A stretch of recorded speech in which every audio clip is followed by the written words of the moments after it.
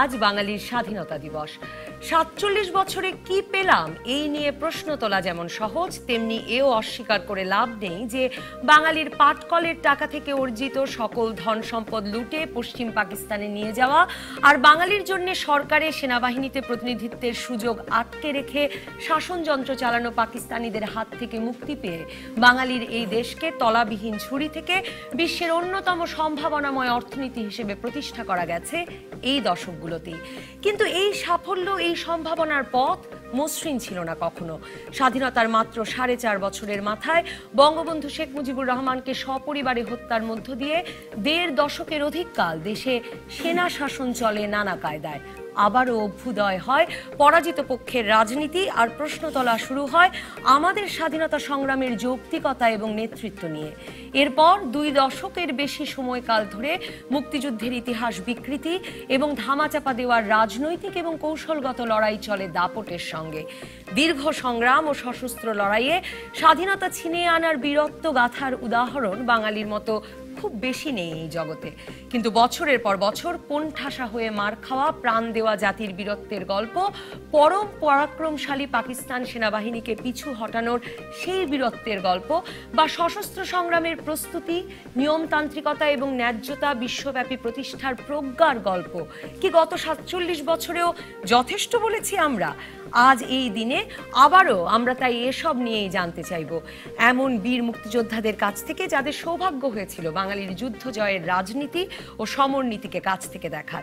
আজ রাজকাহন স্টুডিওতে উপস্থিত আছেন মুক্তিযুদ্ধের অন্যতম সেক্টর কমান্ডার মেজর জেনারেল অবসরপ্রাপ্ত KM শফিউল্লাহ বীরুত্তম এবং জাসদের কার্যকরী সভাপতি মঈনুদ্দিন খান বাদল MP। স্বাগত আপনাদের দুজনকেই। আমি KM শফিউল্লাহ, আপনাদের দুজনকেই স্বাগত এবং অভিনন্দন, স্বাধীনতা দিবসের অভিনন্দন, শুভেচ্ছা। আমি KM শফিউল্লাহ আপনাকে দিয়েই শুরু করতে চাই যে কখন বুঝলেন, মানে এই নিয়ে তো এখনো প্রশ্ন চলছে যে কবে বাঙালি বুঝলো যে যুদ্ধে যেতে হবে, কবে বুঝলেন, কবে যুদ্ধে যাওয়ার সিদ্ধান্ত নিলেন, কি করে শুরু হলো সব? বুঝলাম কবে, সেটা হলো আমরা দেখেছি পাকিস্তান পার্লামেন্টের যে জনসংখ্যার ভিত্তিতে আমাদের পজিশন ছিল 169টা। এমনিতে আমাদের we have got a majority there in that parliament, কিন্তু আমরা ওই পার্লামেন্ট থেকে কিছু আনতে পারি নাই, বিকজ ওখানে যারা ছিল তারা অনেক সময় হয়তো টাকা পয়সা দিয়ে বিক্রি বেচাকেনি হয়ে যেত। তাই আস্তে আস্তে যা দেখা গেল যে আমাদের এমন একটি দল ওখানে যেতে হবে, একটা দল যেটা নাকি সংখ্যাগরিষ্ঠতা থাকতে হবে। সেটা হয়েছিল পাকিস্তানের পরে তাদের ইন্টেলিজেন্স ওই 70-এর নির্বাচন দেওয়ার আগে খবর দিয়েছিল যে এখন যদি নির্বাচন হয় আওয়ামী লীগ সংখ্যাগরিষ্ঠতা লাভ করবে না। কিন্তু আমরা যারা নাকি তখন এই নির্বাচনটাকে দেখেছি, পরিচালনা করি নাই, তবে আমরা ঘুরে ঘুরে দেখেছি। আমার ব্যাটালিয়ন ছিল জয়দেবপুরে, আমার এলাকা ছিল ময়মনসিংহ, ওই এলাকাতে দেখেছি যে মানুষ কিভাবে আওয়ামী লীগকে খুঁজে খুঁজে তারা দিয়েছে, ভোট দিয়েছে। এই দেওয়ার মধ্য থেকে আমরা বুঝেছি এইবার নিশ্চয়ই আমাদের ক্ষমতার পরিবর্তনটা আসবে। আমরা কেন এইসব চিন্তা করেছি? আপনাকে ইন্টারাপ্ট করি যে আপনি তো তখন পাকিস্তান সেনাবাহিনীর অফিসার, তো তার মানে পাকিস্তান সেনাবাহিনীর ভেতরে বসে তখন আপনারা আসলে একরকম বাঙালির অভ্যুদয়ের অপেক্ষা করছেন। কেন করছে? আমাদের এই যে পাকিস্তানের জনসংখ্যার 56% হলো বাঙালি। পাকিস্তান সেনাবাহিনীতে তাদের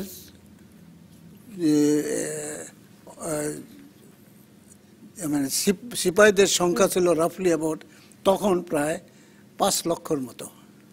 বিরাট সেনাবাহিনী পাকিস্তানে।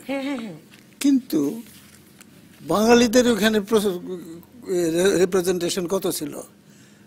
টিল 1965 মাত্র 2000। 5 লাখের মধ্যে? হ্যাঁ, মানে নন অফিসার পদে, মানে সবকিছু মিলিয়ে। আচ্ছা। তো এই যে মানে একটা অন্যায়ভাবে বাঙালিদেরকে দূরে রাখা, এটাও আমাদের মনের মধ্যে হচ্ছে। আমরা পাকিস্তানে যখন ছিলাম, চাকরি করেছি যখন, তখন দেখছি তারা আমাদেরকে কিভাবে দেখে, মানে একটা মানে আমাদেরকে তারা গণ্যই করতো না। কিন্তু আমরা সৈনিক হিসেবে আমাদের গণ্যই করতো না। কিন্তু এই ইস্ট বেঙ্গল রেজিমেন্টের 65-র যে যুদ্ধ হয়েছিল, ভারত পাকিস্তানের যুদ্ধে, একটা ব্যাটালিয়ন, মানে তখন মাত্র ছিল 2টা ব্যাটালিয়ন, 2000, একটা ওই পারে থাকতো, একটা এই পারে থাকতো। ওই যুদ্ধকালীন সময়ে 1 ইস্ট বেঙ্গল রেজিমেন্ট তখন ছিল ওয়েস্ট পাকিস্তানে, লাহোর বেদিয়া সেক্টরে।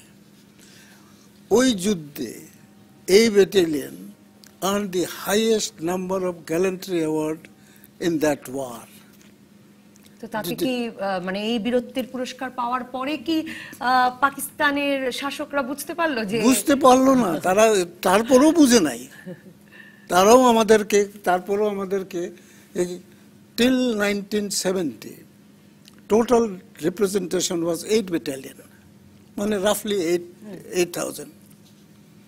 তো এই যে এটা আমাদেরকেও ব্যথা দিত। কি করা যায়, আমরা তো কিছু করতে পারতেছি না। কিন্তু যখন নাকি বঙ্গবন্ধু মুখ খুলতেন, তখন আমাদের মনের মধ্যে একটা আসতো যে এবার বোধহয় কিছু একটা হবে।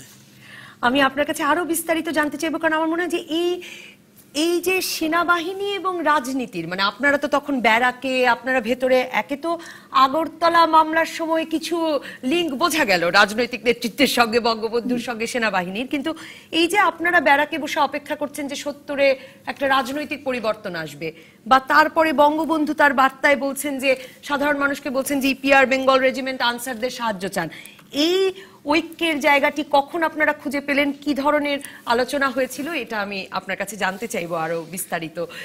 মঈনুদ্দিন খান বাদল, আপনার কাছে দিতে চাই যে আপনি যদি আপনার কখন বুঝলেন যে আসলে অস্ত্র হাতে যুদ্ধ করা জরুরি বাঙালির জন্য, সেটা যদি বলতেন। বাঙালি জাতি বাস্তবিক অর্থে কখনোই এ ধরনের একটি অবস্থান নিয়ে, একটা দেশ নিয়ে অবস্থান করেনি, কখনোই না। আমাদেরও যারা রাজা মহারাজা নবাব ছিলেন, তারা আক্ষরিক অর্থে বাঙালি না। বাংলার শেষ স্বাধীন নবাবও বাংলায় কথা বলতেন না। তার আগে ওই যারা বাংলার স্বর্ণযুগ বলা হয়, ওই মুসলমানদের শাসনকালটা, সেই শাসনকালের ওনারাও বাঙালি ছিলেন না। আমরা এভাবেই চলে এসেছি, সেই পাল, সেই সেন, সে মৌর্য আমল থেকে। এই প্রথমবারের মতো একজন ভূমিপুত্র যে এই মাটিতে, এই কাদাতে, এই মৃত্তিকায় জন্ম নিয়ে স্বাধীনতার জন্য, স্বাধীনতার স্বপ্ন দেখেছে, এবং তার মতো করে স্বপ্নটা সে জেনারেট করেছে ইন হিজ পিপল।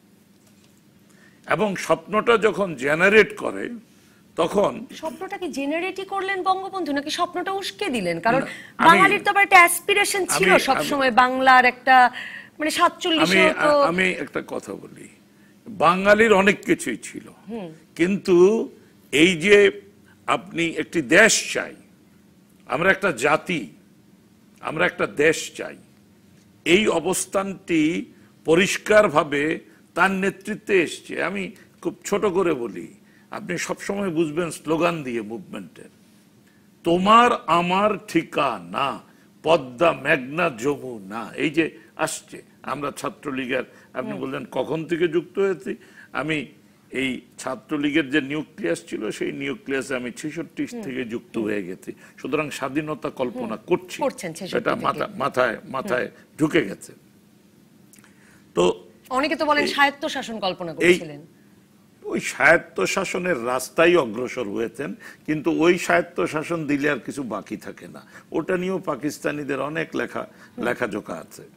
আমি যেটা বলছি সেই কথাটা এভাবে মনে করবেন, এই যে জাতিটাকে প্রিপেয়ার করেছে, এই প্রিপারেশনে ইটস লাইক সঙ্গীতের যখন আপনি সবচেয়ে উচ্চ পর্যায়ে চলে যান, হুইচ ইজ কল ক্রেসান্ডো, একদম উত্তুঙ্গ জায়গায় পৌঁছলেন, সেখানে মানুষ কি বলে জানেন?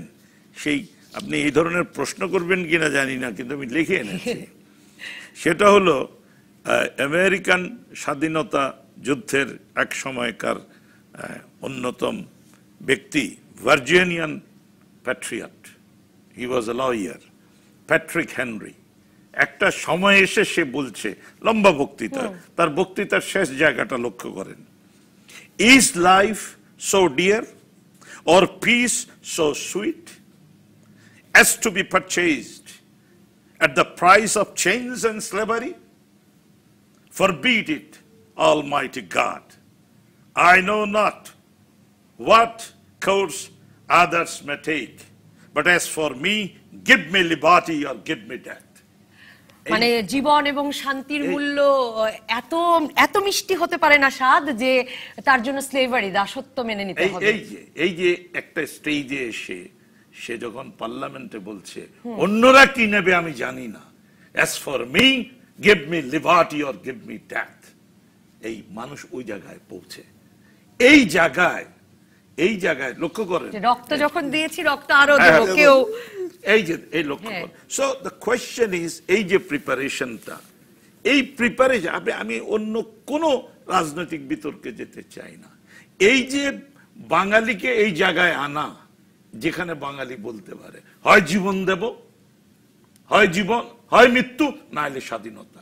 বাঙালিকে এই জায়গায়, যে মোহনবাসী শুনে বাঙালি এখানে এসছে, সে মোহনবাসী বঙ্গবন্ধু বাজিয়েছেন। বাংলাদেশের রাজনীতি বিকৃত হচ্ছে যে জায়গায়, আপনি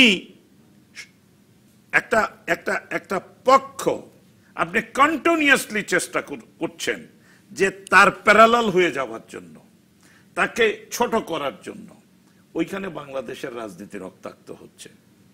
সে কারণে আজকেও পত্রিকায় দেখলাম ফখরুল সাহেবরা ক্রোড়পত্র বের করেছেন, ফখরুল সাহেবরা ওখানে লিখেছেন 26শে মার্চ জিয়াউর রহমান স্বাধীনতা ডিক্লেয়ার করেছেন। আরেকজন খুব ইনিয়ে বিনিয়ে বলেছেন উনি স্বাধীনতা ডিক্লেয়ার না করলে কি যে হতো তা উনি জানেন না। আমি আপনার এই অনুষ্ঠানের মাধ্যমে আমাদের দেশের সেনাবাহিনীর প্রথম সেনাপ্রধান, সেক্টর কমান্ডার, এবং ওনার নামে একটা ফোর্স ছিল, সেই ফোর্সের কমান্ডারও এখানে উপস্থিত, আমি একটু করে এই কন্টিনিউয়াস মিথ্যাচারের জবাব দিতে চাই। আপনি দেখাতে পারবেন কিনা জানি না দর্শকদের, এটা হলো 1971-এর চট্টগ্রাম টাউন। এই টাউনের বিবরণটা এরকম, টাউনটা আমি যেভাবে এঁকেছি এভাবেই দাঁড়িয়ে আছে, এটা উত্তর, এটা দক্ষিণ। টাউনের একদম প্রান্ত সীমায় পাকিস্তান এয়ারফোর্স, তার থেকে 3-4 মাইল উপরে পাকিস্তান নেভি, তারপরে একটা পাহাড় শ্রেণী, যে পাহাড় শ্রেণীটা ভার্চুয়ালি চট্টগ্রাম শহরটাকে 2 ভাগ করে ফেলেছে। এটার থেকে আরো প্রায় 3 মাইল গেলে 8 বেঙ্গল পাকিস্তানে চলে যাওয়ার জন্য অপেক্ষা করছে, যার second in command major Zia. ওখান থেকে আরো 2-3 মাইল দূরে চিটাগং ক্যান্টনমেন্ট, যেখানে EBRC and 8 Bengal regimental centre. আমি যে কথাটা বলছি সে কথাটা হলো একটি ঘটনা বাংলাদেশ আর্মি কখনো তদন্ত করেনি। As a parliament member, as a freedom fighter 3-4 বার তুলেছি প্রশ্নটি। কার কি স্বার্থ আমি জানি না, এত কিছু তদন্ত করতে পারেন, এটা কেন তদন্ত করলেন না? সেটা হলো যে এই পাহাড় শ্রেণীতে 24 তারিখ দিবাগত রাত্রে মেজর রফিক অলরেডি তার পজিশনে চলে গেছে, he has already taken position. কিন্তু জি 24 তারিখ দিবাগত রাত্রে, 25 তারিখ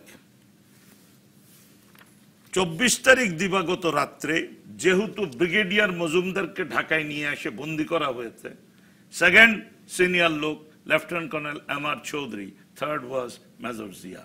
তারা রফিকের কাছে যায় এবং রফিককে 24শে মার্চ সন্ধ্যায় জিয়াউর রহমান বলছে, don't worry, they will not go to that extent. এ কিন্তু পজিশনে চলে গেছে, আপনি তাকে বলছেন এই এক্সটেন্টে এটা বলেছেন, বা এই বয়ান কোথা থেকে বলছেন? এই যে বয়ানটি মেজর রফিক বীর উত্তম এখনো বেঁচে আছে, তার কিন্তু বইতে। মঈনুদ্দিন খান বাদল, একটা দীর্ঘ সময় মানে এই আপনার মানে এই বক্তব্যের সঙ্গে আমি একমত যে একই ধারায় আনা, একই টানা, কিন্তু আমি একটু বলি, বিতর্কের উত্তর দিয়েও আমরা অনেক সময় নষ্ট করছি কিনা। আমরা বিতর্কের উত্তর না, আমার প্রশ্নটাই করতে না দিলে কেউ কিছু বুঝবে না।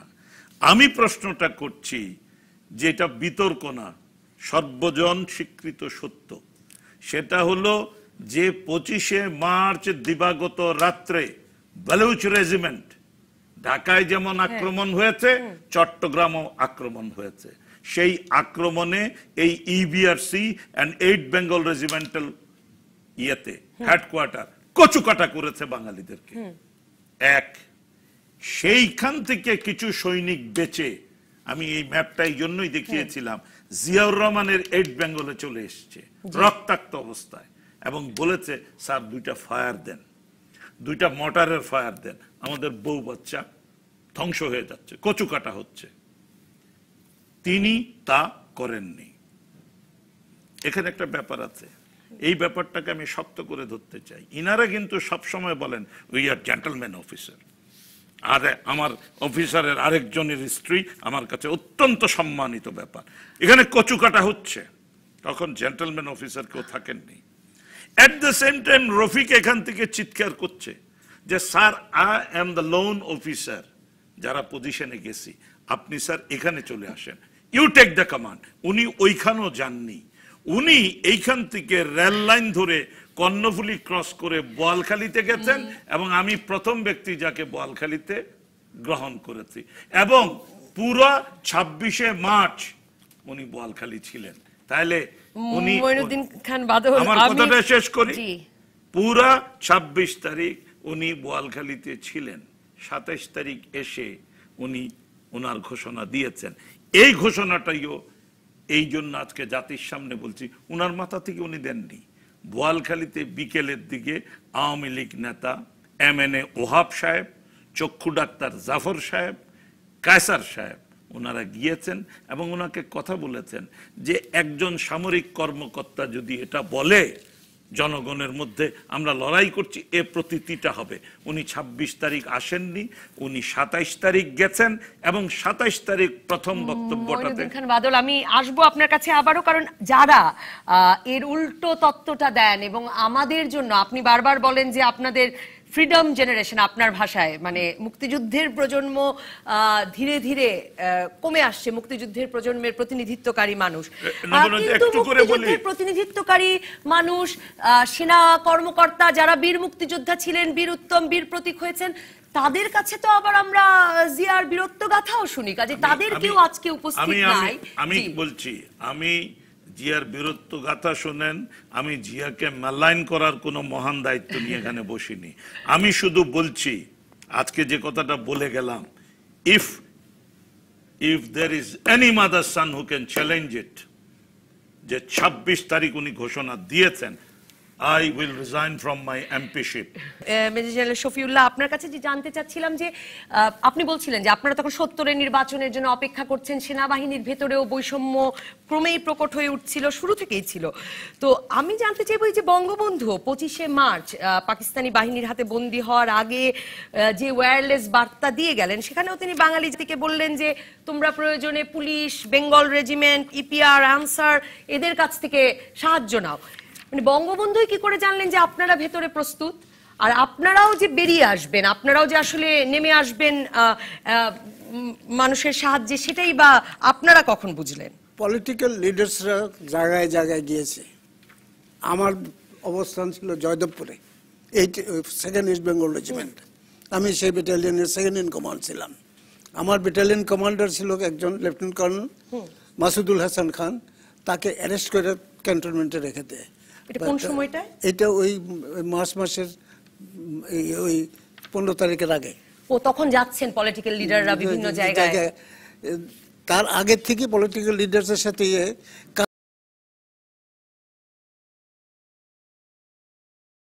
রেজিমেন্টের হাতে অস্ত্র থাকবে এটা তারা সহ্য করতে পারতেছিল না, তাই ইস্ট বেঙ্গল রেজিমেন্টগুলোকে নিরস্ত্র করা হবে এই জন্য তারা তৈরি হচ্ছিল। আমরা জানতে পেরেছি যে তারা আসবে আমাদের অস্ত্র নিয়ে যাওয়ার জন্য। তো এই অবস্থাতে আমরাও তৈরি ছিলাম। এই ঢাকার থেকে 18ই মার্চ এক কন্টিনজেন্ট নিয়ে জয়দেবপুরে আসছিল এই লক্ষ্যেই। দিনটা ছিল শুক্রবার, ওইটা হাটের দিন। ওইখানে মানুষের চলাচল ছিল রাফলি অ্যাবাউট 40 থেকে 50 লক্ষ লোকের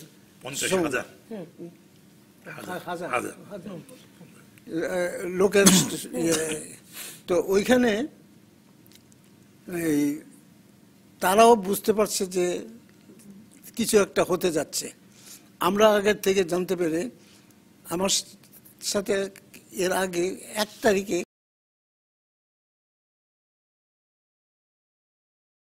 ব্রিগেড মেজর সে এসে, আমি 1 তারিখে আমি ঢাকায় আসি, এসে আমার ফ্যামিলিকে বলার জন্য যে তাড়াতাড়ি চলে যাও গ্রামের বাড়িতে, এখানে থাকাটা ঠিক হবে না। খালেদ যখন জানতে পেরেছে যে আমি এখানে আসি, তখন খালেদ আমাকে জিজ্ঞেস করে, যা দেখতেছি তাতে মনে হচ্ছে ইস্ট বেঙ্গল রেজিমেন্টগুলো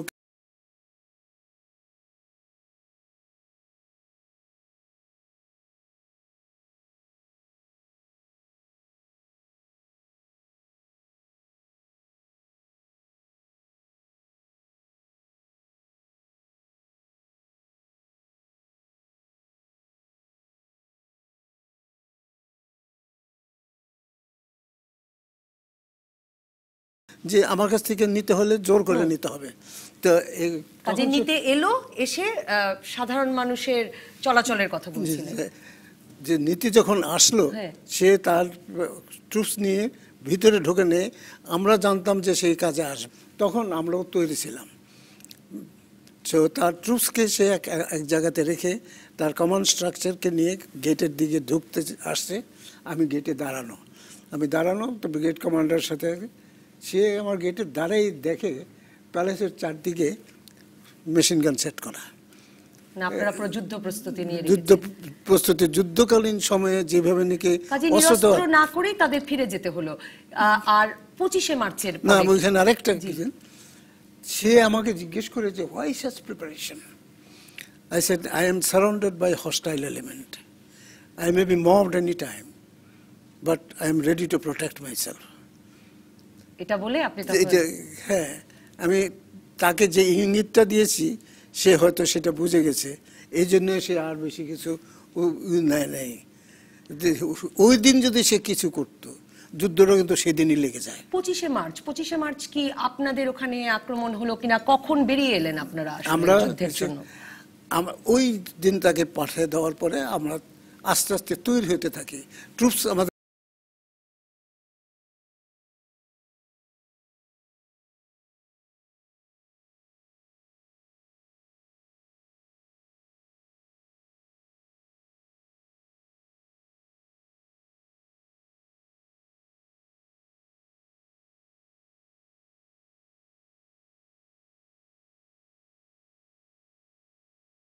আক্রমণ করুক, প্রতি আক্রমণে আমরা যা করা তা করব।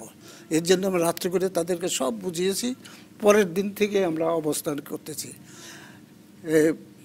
তারপর 25 তারিখ রাতে, 26 তারিখ রাতে আমার ওয়্যারলেস নেট সাথে, ব্রিগেড ওয়্যারলেসের সাথে ছিল, কানেক্টেড ছিল। আমি একটা মেসেজ ইন্টারসেপ্ট করলাম, যেখানে নাকি ঢাকা ইউনিভার্সিটি এরিয়াতে যে ব্যাটালিয়ন পাঠিয়েছিল, ওইখানে ব্রিগেড কমান্ডারের সাথে কথা বলতেছে। আমি শুনতেছি, বলতেছে যে তোমার ওইখানে what is the casualty figure, dead, wounded or captured? সে উত্তরটা সে বলতেছে, I don't believe in wounded or captured, 300 dead. তার মানে যে রাত্র আপনারা তখন 25শে মার্চেই বুঝতে শুরু করলেন যে কি চলছে ঢাকা বিশ্ববিদ্যালয়ের ভেতরে। 25শে মার্চ রাতেই তারা 300 জন ছাত্রছাত্রীকে মেরে ফেলেছে। আমরাও তৈরি হয়ে ছিলাম। আমার যে কন্টিনজেন্ট যেটা ময়মনসিং ছিল, ময়মনসিংহে ইপিআরে তারা করেছে, ইপিআরে বাঙালি এরপরে 25শে মার্চ রাতে বঙ্গবন্ধুর ঘোষণা, ওয়্যারলেস বার্তা, সেটা আপনারা জানতে পারলেন কি পরে? রেডিওতে হান্নান সাহেব দিলেন, পরে মেজর জিয়া দিলেন, এবং এই কথাটি, যে কথাটি মাইনুদ্দিন খান বাদলও বলছিলেন যে মনে করা হলো যে সেনাবাহিনীর কোনো অফিসার দিলে সেটার এক রকমের বিশেষ গুরুত্ব পাবে। একটু বলি তাহলে ওনার সহযোগিতা হবে। এখানে যারা এগুলো বলে তারা জাতিকে অত্যন্ত বড় ধরনের একটা মিথ্যাচার করে। চট্টগ্রাম কালুরঘাট বেতার কেন্দ্রের যোগ্যতা হলো 10 কিলোওয়াট। এই 10 কিলোওয়াট মানে চট্টগ্রাম বেতার কেন্দ্রটা, এদিকে ফেনী উপকূলীয় কয়েকটা দ্বীপ, এটাই শোনা যায়। সুতরাং লক্ষ্যটা করেন যে আবারও মুজিব কিভাবে ফিরে আসবে। চট্টগ্রাম বেতার কেন্দ্র ফেনীর ওদিকে কেউ শুনেনি, কিন্তু আমরা লক্ষ্য করছি প্রায় একই টাইমে খালেদ মোশাররফ রিভোল্ট করেছে, সিআর দত্ত রিভোল্ট করেছে, জলিল রিভোল্ট করেছে, আবু উসমান রিভোল্ট করেছে, উনি রিভোল্ট করেছেন, নুরুজ্জামান রিভোল্ট করেছে। তাইলে প্রশ্নটা হলো উনারা কি ভূতের নির্দেশ পাইছে? মানে জাস্ট এই প্রশ্নটা মাথায় থাকে না কেন? আর বঙ্গবন্ধুর ওয়্যারলেস বার্তাটা আসলে কত দূরে গেল, কার কাছে গেল? সেটা তো আমরা শুনি নাই। ওয়্যারলেস বার্তার বঙ্গবন্ধুর এটা তো লিখিত একটি বার্তা। ওয়্যারলেস বার্তা তো বাংলাদেশের যত জায়গায় ওয়্যারলেস আছে, টেলিগ্রামের মাধ্যমে, টেলিগ্রাম, তারা তাদের মতো করে সেটা ছড়াচ্ছে, তারাদের মতো করে ছড়াচ্ছে। কিন্তু আমি খুব পরিষ্কার ভাবে আবারও বলছি, 10 কিলোওয়াট স্টেশনের যে বক্তব্য কেউ যদি দেয়, সেই 10 কিলোওয়াটের বক্তব্য চট্টগ্রামের বাইরে শোনা যাবে না। এবং সেই ক্ষেত্রে 26শে March already just like a crescendo সমস্ত বাংলাদেশ বিস্ফোরিত হয়েছে। ওই বিস্ফোরণের জন্য যে প্রস্তুতি, সেটা বঙ্গবন্ধু মুজিব সম্পন্ন করেছে। কিন্তু ওই বিস্ফোরণের জন্য তাহলে কোনো সমন্বিত ঘোষণার প্রয়োজন হয়নি। ঘোষণা দিয়েছে অলরেডি 7ই মার্চ। 7ই মার্চে যে কথাগুলো বলেছে, এই থেকে আমরা সবাই তৈরি ছিলাম যে একটা কিছু হবে এবং তার জন্য আমাদের ঝাঁপায়ে পড়তে হবে। ওইভাবে আমরা তৈরি হচ্ছে। এবং তার মানে আমরা আসলে একটা ন্যায্যতা, বৈধতা পাবার জন্য আমাদের প্রতি আক্রমণের, আমরা আসলে একটা আক্রমণের অপেক্ষা করছিলাম। সেটার উত্তরও খুব পরিষ্কার করে বোঝা উচিত। সেটা হলো যে পাকিস্তান তো একটা ইন্ডিপেন্ডেন্ট কান্ট্রি, যার আমরা একটা পার্ট ছিলাম, সো আমার মুভে যদি রং মুভ হয়, আমার এই মুভমেন্টটা টার্মড হবে অ্যাজ এ সিসেশনিস্ট মুভমেন্ট, গৃহযুদ্ধ, বিচ্ছিন্নতাবাদী আন্দোলন।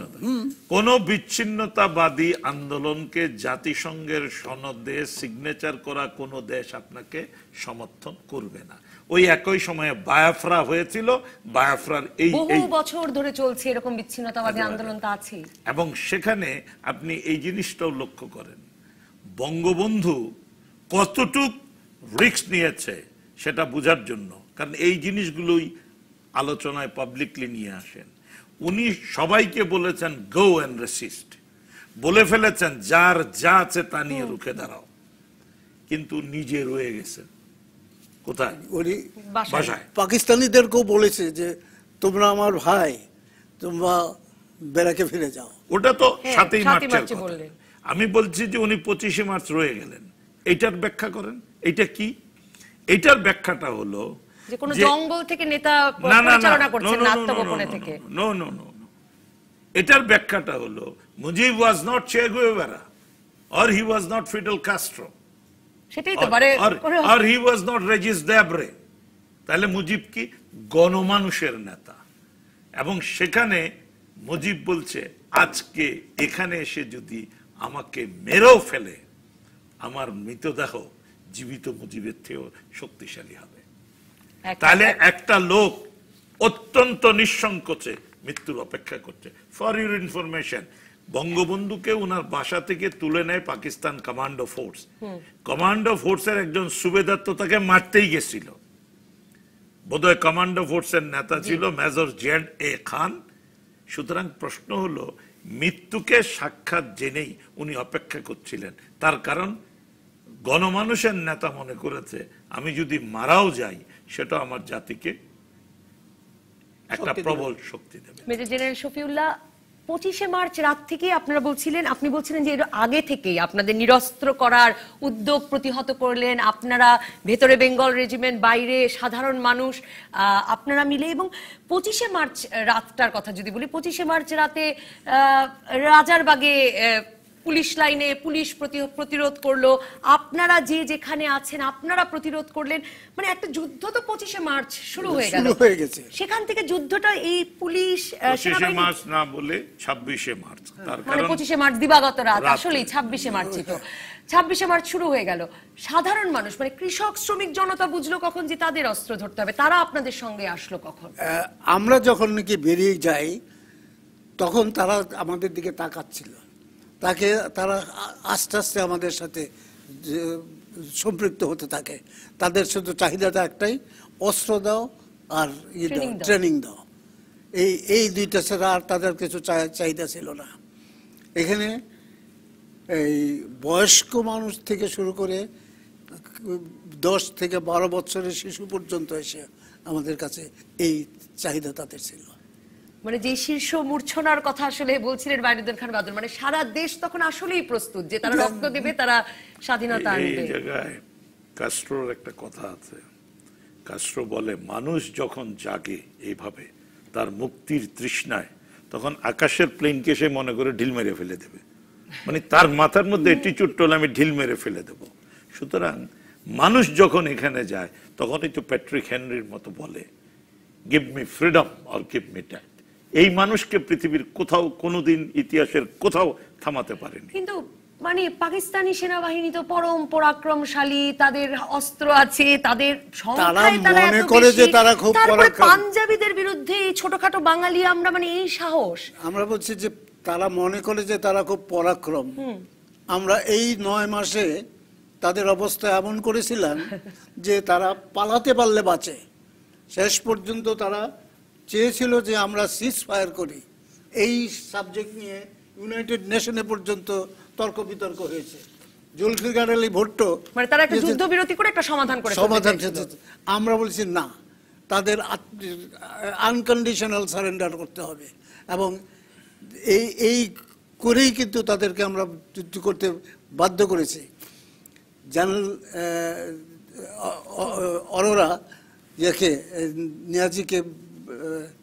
নিয়াজিকে বলতেছিল যে তুমি সারেন্ডার করো, বলছে it will be all my dead body. তো সে বলছিল you are already dead, if you want to save your body, then surrender. এই জায়গায় আমি একটু সহযোগিতা করি। পাকিস্তান আর্মি, প্রথম কথা হলো ইটস এ মিথ বাস্টেড। আমি সেদিন পার্লামেন্টে বলছিলাম, লিটল বিট আনপার্লামেন্টারি ওয়ার্ড হয়, বাট এটা সত্য। আমাদের এখানে কিন্তু এক্সপান্স করার সুযোগ নাই, দরকার নয়, দায়িত্ব নিয়ে বলছি।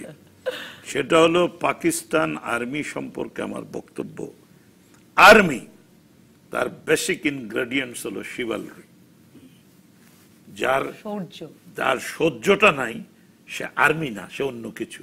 Pakistan army is a bunch of butchers, number 1, an unadulterated bastard, নির্ভেজাল জারদ সন্তান, যারা কোথাও কোনো লড়াইতে জীবনে জয়ী হয়নি, জীবনেও তারা কোনো লড়াইতে জয়ী হয়নি। তারা যেটা করেছে, আপন মানুষের উপর, নিজের দেশের মানুষের উপর অত্যাচার করা ছাড়া there is no second example. This Tikka Khan. কিন্তু পুরো যুদ্ধের পুরোটা সময় কখনো আপনাদের মনে হয় নাই যে এই সেনাবাহিনীর সাথে কি আসলে পারা যাবে, এদের সঙ্গে টিকে থাকা যাবে? এইটা মনে করে তো আমরা যুদ্ধে নামিনি, এইভাবে কোনো বিবেচনাই হয়নি। আমি বলি এই জায়গাটা তাদেরকে আগত দেব না, এইটাই হলো আমাদের। এই জায়গাটা লক্ষ্য, উনি একটা ইঙ্গিত দিয়েছেন, সেই ইঙ্গিতটাও প্রণিধানযোগ্য। এই টিক্কা খান হি was declared Butcher of Balochistan. বেলুচিস্তানের সাধারণ মানুষকে কষায়ের মতো হত্যা করে। বেলুচিস্তানে এখনো বেলুচিস্তানে বিচ্ছিন্নতাবাদী আন্দোলন চলে, এখনো তারা পাকিস্তান থেকে আলাদা হতে চায়। এই জন্যই বলছি যে 4টা হবে। তো সেই কারণে আমি যে কথাটা বলছি, বাঙালিদেরকে মেরে ফেলতে হবে, তীব্র পানিশমেন্ট দিতে হবে, বাঙালির স্বাধীনতার তৃষ্ণা মিটিয়ে দিতে হবে। সেটা তো ফেব্রুয়ারি 1971 ইহাইয়ার কথা আছে। কিল 3 million of them and the rest will eat out of our hands. মানে 30 লাখ মেরে ফেললে আর সবাই আমাদের মানে ওইখানে বশ্যতা যখন স্বীকার করবে। প্রথম যখন এখানে নিয়াজি শুদ্ধ আসে, সে বলল যে সে he was known as butcher of Balochistan. তাকে বলছে যে এই এটা বন্ধ করতে হবে, মাটি চাইয়ে।